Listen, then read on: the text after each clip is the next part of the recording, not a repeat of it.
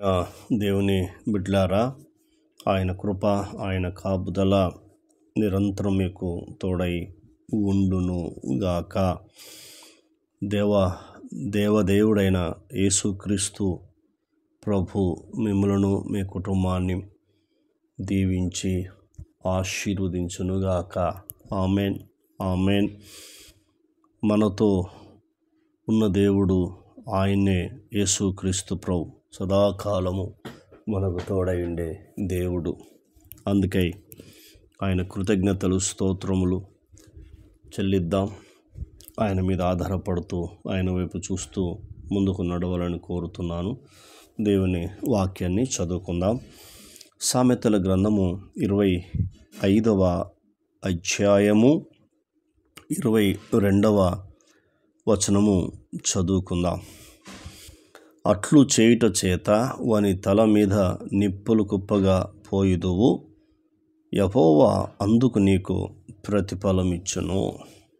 ఎందుకు ఈ మాట సాల్ము ద్వారా దేవుడు రాయించాడో మనము నేర్చుకుందాం.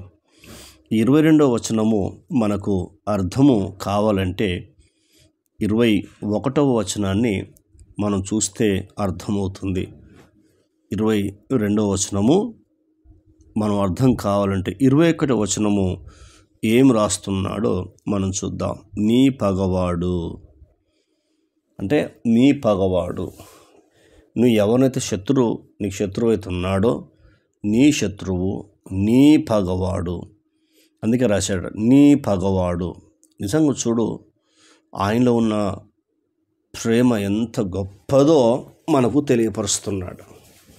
ఏ పగవాడైతే అనుకుంటున్నావో, ఈయన నా శత్రువు, ఈమె నా శత్రువు అని ఎప్పుడైతే నువ్వు అనుకుంటున్నావో, ఆయన విషయంలో నీవు చేయవలసిన పనులేంటో దేవుడు మనకు నేర్పిస్తున్నాడు. చూద్దాం. ఆకలి కొనిన ఎడల వానికి భోజనం పెట్టంటున్నాడు. వాడు ఆకలి ఉంటే వాడికి భోజనం పెట్టంటున్నాడు. ఈనాడు చూడు, యేసుక్రీస్తు ప్రభువారు ప్రపంచంలో తన ప్రేమను పంచాడు, తన నీతిని పంచాడు, తన కృపను పంచాడు, ఆయనలో ఉన్న దయ కనికరాన్ని పంచాడు. ఆనాటి నుండి ఈనాటి వరకు కూడా ఇంకా పంచబడుతున్నాయి, ఇంకా విస్తరిస్తున్నాయి. కాబట్టి అంత గొప్ప దేవుడు ఆయన. ఎక్కడ కూడా చూడు ఆయుధం పట్టలేడు, ఎక్కడ కూడా తరగతులు స్థాపించలేడు. కానీ అద్భుతమైన కోట్ల మంది ప్రపంచంలో యేసు ప్రభువాన్ని ఆరాధిస్తున్నారు, యేసు ప్రభువాన్ని పూజిస్తున్నారు. ఎందుకో తెలుసా? ఇలాంటి మాటలు ఆయన ఒక్కడే చెప్పగలిగాడు.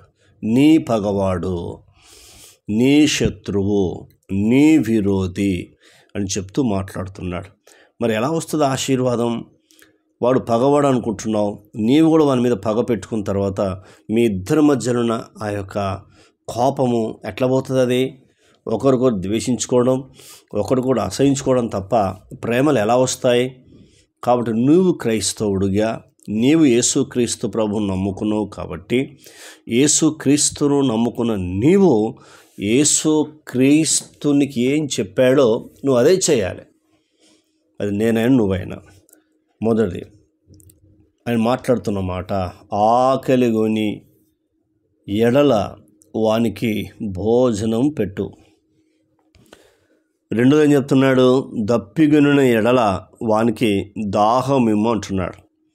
అంటే 21వ వచనం ఎంత అద్భుతమైన వచనమో చూడు.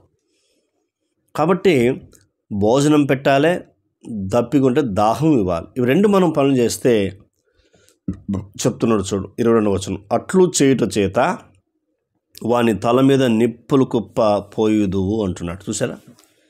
అంటే అర్థం ఏంటంటే వాడు పశ్చాత్తాపడితే ఇంటికి పోయి, ఇంత దుర్మార్గుడిని, ఇంత దుర్మార్గురాలను నేను పగబెట్టుకున్నాను, నేను శత్రువు అన్నాను, నేను విరోధి అన్నాను, కానీ నాకు ఆకలి కొని ఉంటే భోజనం పెట్టాడు, దాహం వేసినప్పుడు నీళ్ళు ఇచ్చాడు. అలాంటప్పుడు నేను అతని శత్రువు ఎందుకు భావించాలి?